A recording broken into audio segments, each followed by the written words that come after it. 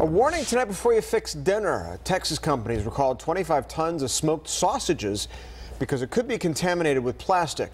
The recall involves Eddie Pack Company smoked sausages processed between April the 5th with packing dates of April the 5th and the 6th.